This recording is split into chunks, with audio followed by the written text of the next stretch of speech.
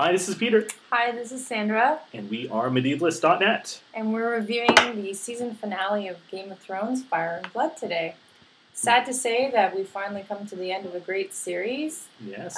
But fortunately, everyone, we will be having season 2. So I'm excited about that. We're going to be back? Yes. We'll have a season 2 of this? Yes, oh, okay. we will. All right. Or Peter can bumble his way through the video reviews. Anyway. Just because I don't know all the names after watching the show. I'm going to give him cue cards, folks. Yeah. It's all good. So, how do we begin? Let's begin with King Robb. Yeah, go ahead. So, a lot of stuff, obviously, a lot of stuff happens in this show. First, let's go over a few things. Robb continues his march, continues heading for battle, but when it's kind of decided, like, are you going to support King Robert's brothers? All his men say, no, let's make you king of the north. And they all kind of lay their swords for him. So he's a happy guy. Yeah, he was pretty surprised. Yeah, it came across as a surprise. These guys weren't really accepting him just a few episodes ago, and now they're ready to make him their king. So, well, he captured Jaime, so he's earned some, Bannerman street cred. Mm-hmm. And we have this a great little scene between Lady Stark, Cat, and Jaime, who's kind of tied up, really can't do much, but he can still say a few lines. So, and I kind of love this kind of interaction where he kind of reveals that, I'm the one tried to kill Bran. See. Hop on the cue cards, folks. I'll get it one day. I'm working on a teleprompter for PK here. Anyway. He says, I pushed him. I thought he was going to die, but, well, why? Well, I'm not going to tell you. Do you find that interesting that Cersei was very open to Ned when she said she was having incest, but Jaime admits to everything, but when Kat says why, he's like, Yeah. Did you find that curious? Yeah, I did actually. Now, what did you make of that? He's got his kind of manhood to defend. He's kind of like this honorable fighter, and he's got this kind of sense of chivalry. And obviously, incest is still considered a really terrible thing in the Seven Kingdoms. So I'm not kind of surprised. Targaryen. So I'm not surprised he kind of said like no and things like that. Like he didn't want to reveal that kind of information. At the same time, he does have this kind of like interesting conversation. Really, first time they kind of bring up religion, I think, in the show. Well, they do. They do vows in front of the tree, and they have this thing. But you're right. It's not like a lot. Like I always find that that the people aren't religious in this, and more or less because most of them are quite evil characters. But there's a real lack of faith, and your gods didn't help you. They didn't help Ned. They're not going to help you. She said, well, it's because of evil men. There's no one like me. So. Yeah, he's quite the prick to her. Yeah. And then I love it. She slugs him. That was awesome. She's like, I'm going to put your head in a box and send it to your sister. I think I jumped up and went booyah when that happened. I was so happy. I was like, yeah, Cat, slug him. Yeah, she has a lot of anger management issues, I think. Hello, they cut off her husband's head. I'd be a little pissed. Just saying. Which, of course, there's ramifications, as is pointed out by... You've lost me. Tyrion. Yeah, Tyrion, yes. Tyrion's the smart one, and Tywin finally realizes it, in that they had a bargaining chip with Ned that they don't have now because Joff's gone off and impulsively chopped Ned's head off. So Jaime's kind of SOL because they have nothing to exchange him for. So, Tywin's livid. He wants Jaime back, and he's going to muster his forces to do it. But in the meantime, he sends Tyrion back to King's Landing to become the new hand because he realizes, hey, A, you're a Lannister. B, I need somebody to keep Cersei and Joff in line. And C, you're smart. Yes. And it's sort of the first time Tywin's kind of actually sort of, I don't know if I'd like to call it nice, but respects Tyrion. Well, like Tyrion asks, like, why are you saying me? Why not one of my He uncles? says, because you're a Lannister. Because you're my son. And the thing is, That's so. I wanted to point this out about the Lannisters is they're an incestuous, nasty bunch of people, but when it comes to protecting their own, whatever you've done, so long as you're a Lannister, if it's incest, murder, you're a dwarf, you have half an ear, 4 eyes, and a tail, you're a Lannister, the Lannisters are going to protect you.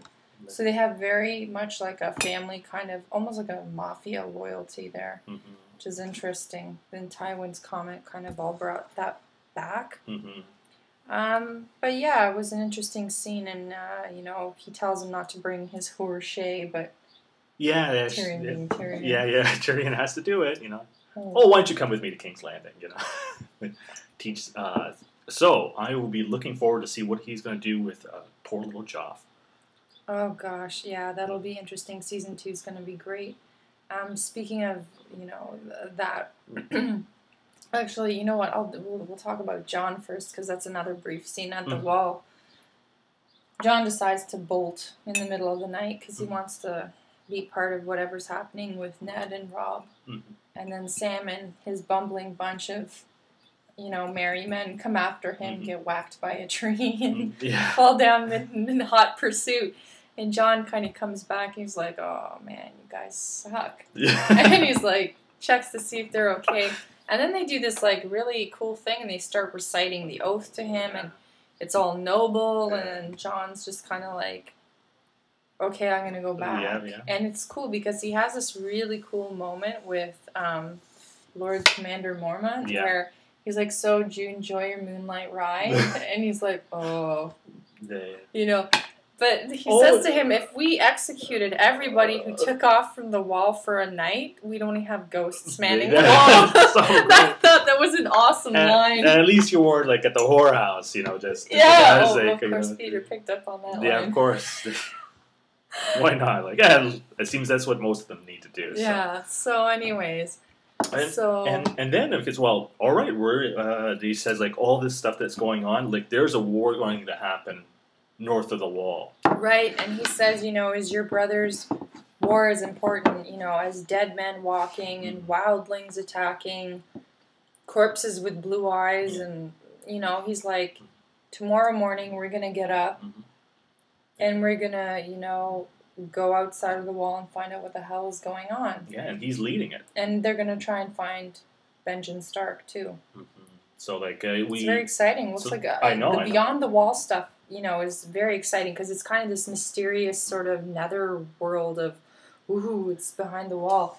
So, and it's been billed as like a really creepy thing. So, yeah, like, I don't want to see it. We've been, dragged through this, like, winter is coming, and winter is, like, in that north, that's where it's going to start. And I've been kind of looking forward, and although we'll have to wait till next season, we finally have them going out, and we're going to find out more about what's out there. So yeah, so it looks really good. And then so that's the wall, and of course, King's Landing. There's so many people, so much going on there that first I want to start on the wasted scene. Let's talk about that.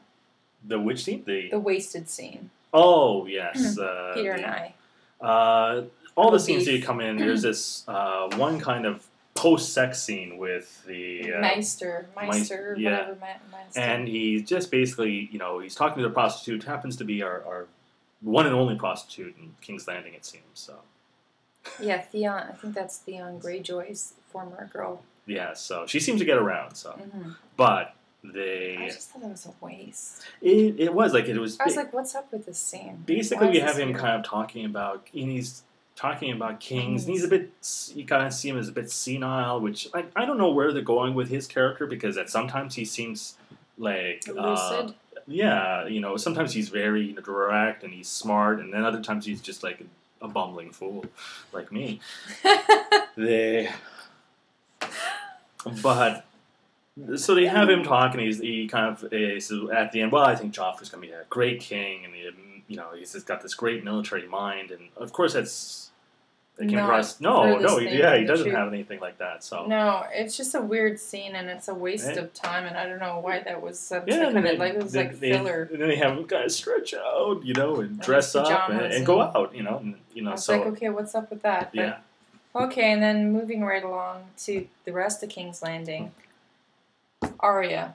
Oh, okay. Well, at the end of the episode before this, Arya gets stopped from seeing Ned's death by Yoren. And thank you for all pointing that out to us last week. The Yoren kind of comes in, and he now takes Arya under his wing, and he says, "We're gonna head back north." He disguises her, cuts off her hair, makes her look like a boy, and says, "All right, you're gonna kind of just be this Harry the orphan boy. Harry the orphan boy, yeah. And you're gonna come up and don't tell anybody who you are, or you're gonna get the people are gonna take you and bring you back to King's Landing, or they'll rape you and take you back to King's Landing." And she finds out already that as soon as she gets there, like the boys are kind of rough to her. She almost has to kill another boy. I wish she did. But you notice that she holds her own because of her lessons with Serial Pharrell. Yeah, they're gonna roll her for her sword, and she's like, "Oh hell no!" Yeah, she fights them off. I kind of knew that. Like, she's way better than those guys, so like she'd easily cut up those. And she has that line, "I like killing fat boys." Yeah, some of the lines in here are awesome. And she meets at the end a guy who's this armorer's apprentice that he's being sent up to the wall to, and it turns out to be King Robert's one of his bastard children. Gendry is his name. So I think we would probably find out a bit more about him. It's lovely how all these characters keep on meeting and finding each other. Like, wow, this city is small. This kind of Westeros, yep, where everyone knows your name. And then Sansa. Yeah, Sansa, gets to see Joff in action, and Joff is like, "Well, you're still going to marry me," and then he goes and shows her the head of her father up on a pike, and her septa, and basically kind of goes in, he's all this, this evilness and whatever, and like she kind of notices he's standing on a bridge over a very high fall, and she's about to go push him off, and then one of the knights stops her, one of his henchmen. Yes, the Hound. It was the one he kind of grabbed. No, sorry, you're right. It was the Hound. Yeah. Sorry, it was one of the henchmen that belted her. Yeah. But you're right. The Hound did stop her. He kind of got a sense that she was going to do something. Yeah, and I don't know if the Hound kind of stopped her. The helper, or that he knew, or this was just like, because here's something to he knew that if she did that, she was dead. That's my take. It's like of course Joff would be dead too, right? She actually, I don't like Sansa. I don't care for her much, but she has one great line in this where Joff's being a snot, and he says, "Oh, I'm gonna." Put your brother Robb's head here. And she's like, "Not if he gives me yours first." And then he's like, I was like, yes, she finally talks back to him. But then unfortunately, Joff's like, "Well, I'm not going to get my hands dirty, so I'm going to get someone else to bitch slap you." And he has one of his henchmen just wail on her and belt her clean across the face. I wanted to just seriously reach inside my TV and throttle Joff right then and there. But speaking of Joff, just sort of as an aside, like, of all the characters, like Viserys, Jaime, all the characters that are just pricks on this show, I think Joff, by far, in my opinion, is the worst. He's the youngest, and he's the most vicious. And he's no honor. He lies. He's a coward. He's just one nasty thing, and he's unnecessarily cruel. Like, he takes a serious joy in what he's doing. Like, I mean, even Jaime, when Ned was down, he stopped and was like, "You know what? I want a clean fight. He's a dirtbag, but he has some sense of honor, just, Joff is just wanton cruelty. Like, just, like a sociopath completely. And I don't know. I just think of all the bad characters out there. Even Viserys. Viserys was a jerk, but he was like messed up and stuff. Yeah.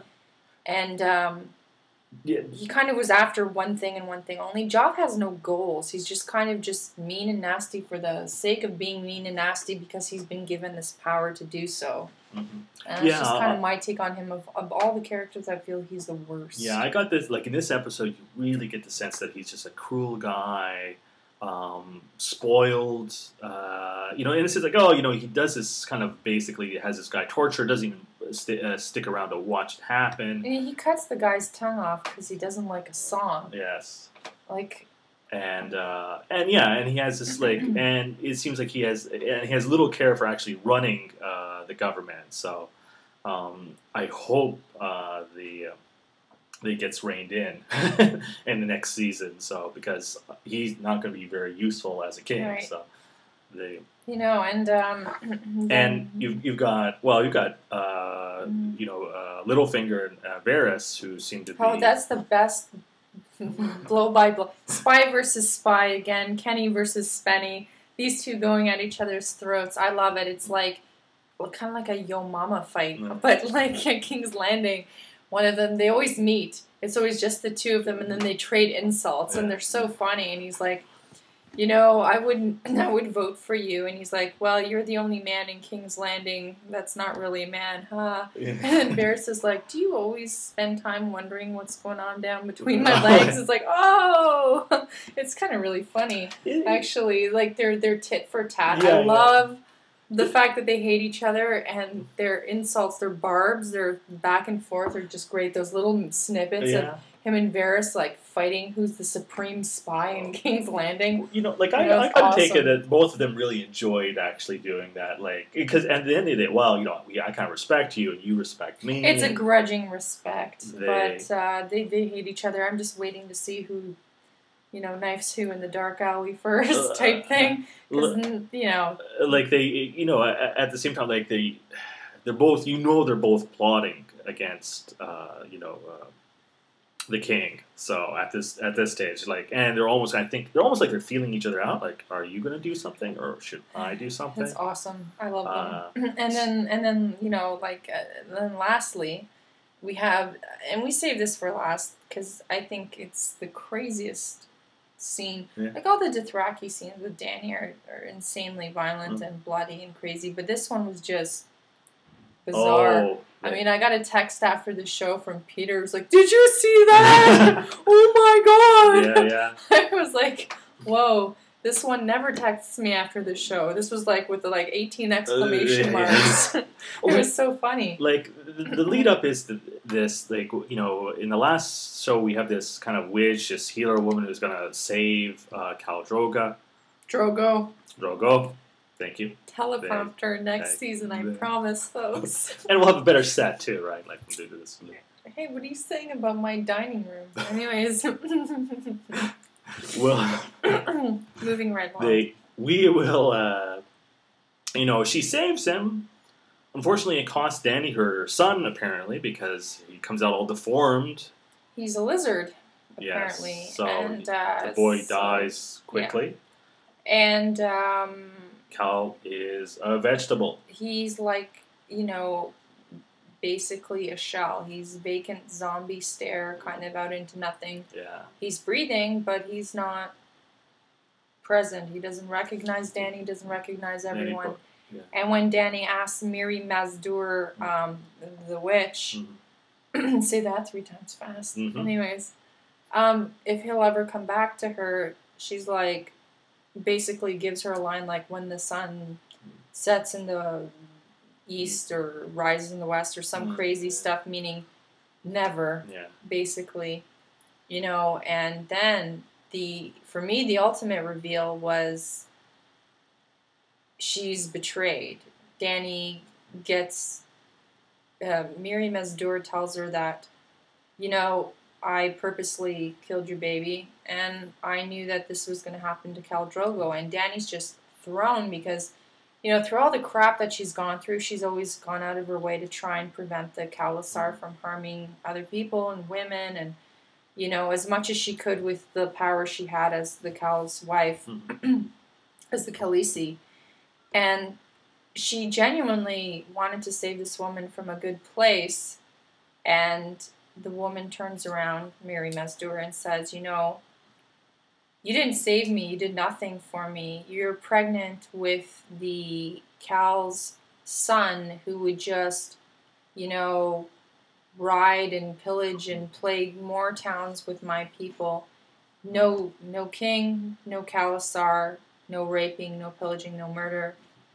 And she says, you know, before you saved me, I was raped 3 times already, and my temple was burned where I healed people, and they murdered everyone around me. I really had nothing to live for. So Dany basically got screwed. She saved someone who had no intention or no desire to be saved.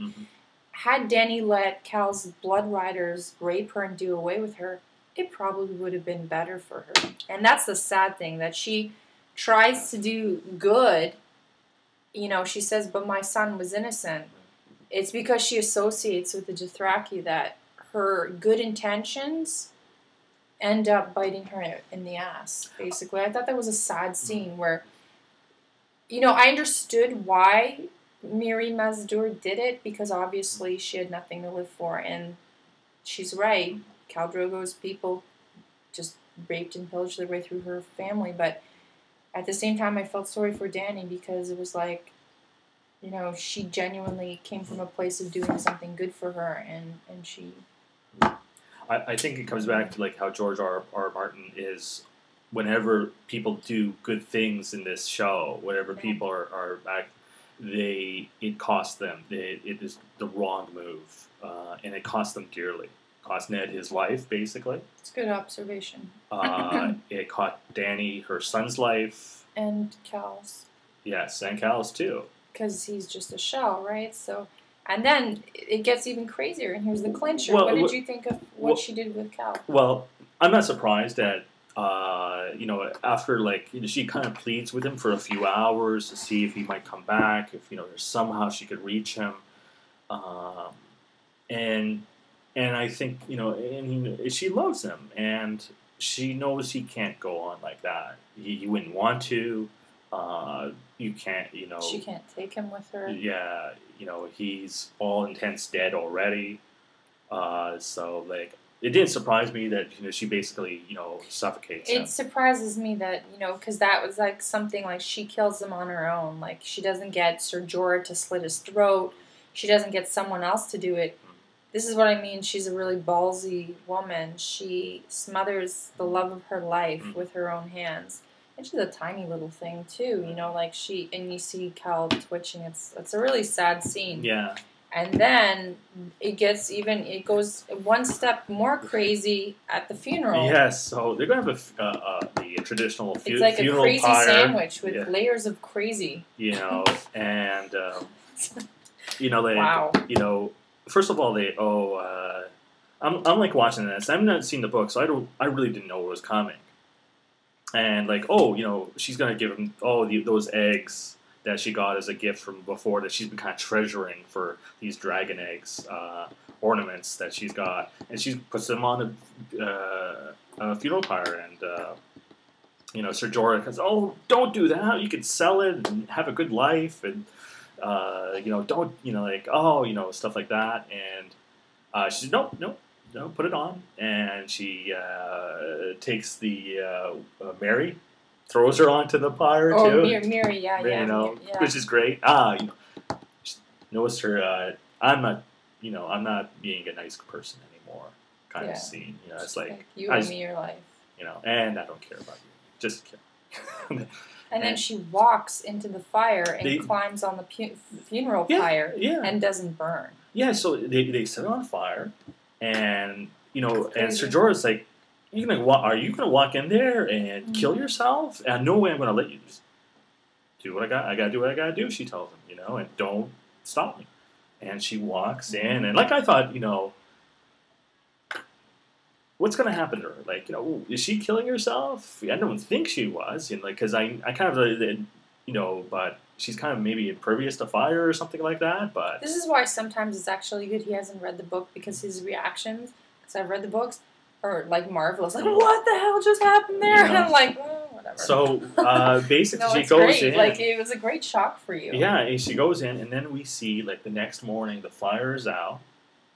Finally, it stops, and Ser Jorah and the other guys who are left, They wake up. they go over, and Dany's unscathed. Dany's unscathed. Her clothes have been all burned off, and like they're all kind of, you're looking at her kind of shot, and then all you see is these little things kind of come center, and Dragons. they were like baby dragons, 3 baby like those dragon eggs were dragon eggs. My God. Okay, easy there, Kimosabi. Simmer down. Okay, but now, they were really dragon eggs. Like they were. The cool thing too is that I had to say I've seen some cornball CGI in my day. Let me tell you, that was actually for baby dragons. They were kind of cute. Yes. And I actually liked the CGI done for the dragons. I thought it was well done. I was like, hey, this could have looked really terrible, and it actually looked really good. Mm-hmm.